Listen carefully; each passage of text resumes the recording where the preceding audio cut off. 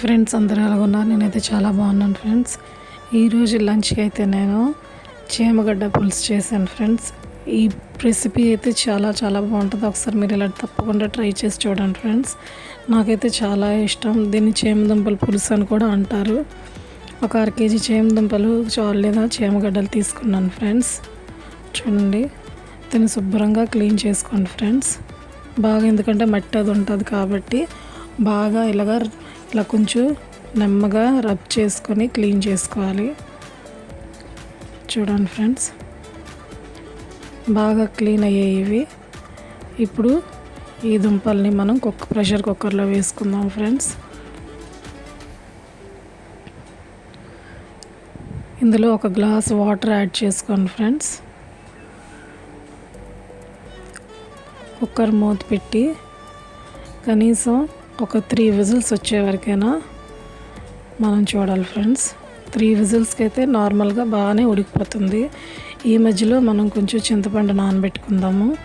1 నిమ్మకాయ సైజు చింతపండు తీసుకొని ఒక్కసారి కొంచెం వాష్ చేసుకొని, ఎందుకంటే అందులో ఇసుక అనేది ఒక్కొక్కసారి ఉంటుంది కాబట్టి ఒక్కసారి వాష్ చేసుకొని మనం అందులో మళ్ళీ ఫ్రెష్ వాటర్ యాడ్ చేసుకుందాం ఫ్రెండ్స్. ఈ రెసిపీ ప్రిపేర్ చేసే లోపల ఈ చింతపండు అనేది మనకు నానిపోతుంది.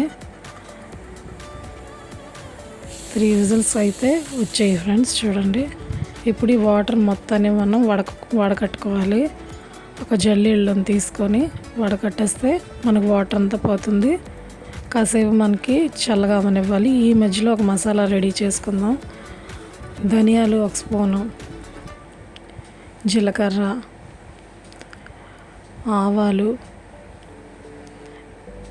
టొమాటోలు ఒక 2 టొమాటోలు తీసుకొని కట్ చేసుకొని మనం అందులో యాడ్ చేసుకోవాలి. పచ్చిమిర్చి కూడా యాడ్ చేసుకోవాలి ఫ్రెండ్స్. దీన్ని ఒక పేస్ట్ లాగా, మంచి పేస్ట్ లాగా రెడీ చేసుకోండి.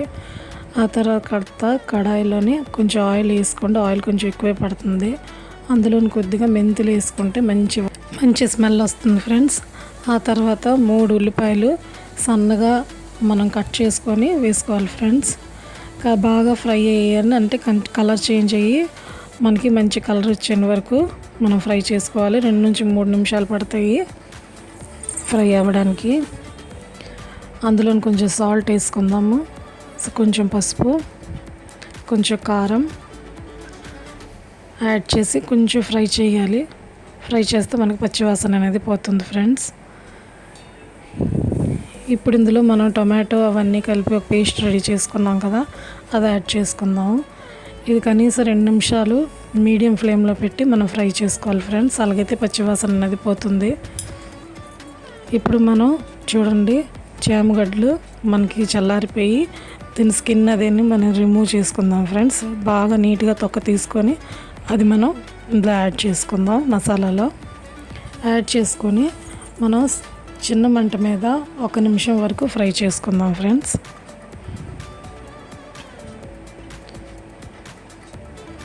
చూడండి ఫ్రెండ్స్, ఈ విధంగా ఫ్రై చేసుకున్నాక మనం ఫ్రెష్ కరివేపాకు అనేది యాడ్ చేసుకుందాం ఫ్రెండ్స్. కరివేపాకు మంచి స్మెల్ అనేది ఇస్తుంది. హెల్త్కి కూడా చాలా మంచిది. నేనైతే అన్నిట్లో కరివేపాకు అనేది మస్ట్గా యాడ్ చేస్తాను ఫ్రెండ్స్. నాకు చాలా ఇష్టం ఆ స్మెల్ అనేది. ఇప్పుడు ఇందులో 1 గ్లాస్ వరకు మనం ఇంతగా చింతపండు నానబెట్టుకున్నాం కదా ఫ్రెండ్స్, ఆ వాటర్ అనేది మనం పోసుకుందాం.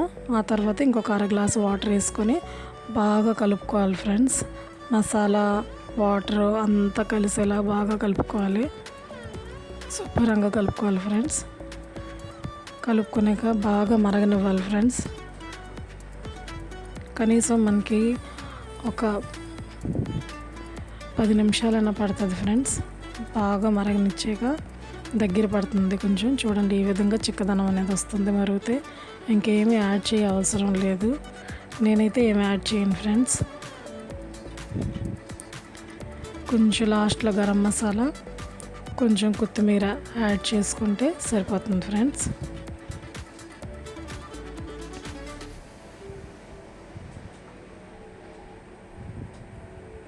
చూడండి ఫ్రెండ్స్, ఫ్రెష్ కొత్తిమీర యాడ్ చేసుకున్నాను నేను. అంతే ఫ్రెండ్స్, బాగా చిక్కబడింది. ఎంతో కమ్మగా, ఎంతో టేస్టీగా రెడీ అయింది ఫ్రెండ్స్. చాలా బాగుంటుంది చేమగడ్డ పులుసు అనేది. నాకైతే చాలా ఇష్టం. స్టవ్ ఆఫ్ చేసి ఒక 5 మినిట్స్ ఉంచి తప్పకుండా సర్వ్ చేసుకొని తినండి. చాలా చాలా బాగుంటుంది. మీరు ఈ విధంగా ట్రై చేసి నాకు ఎలా కుదిరిందో చెప్పండి.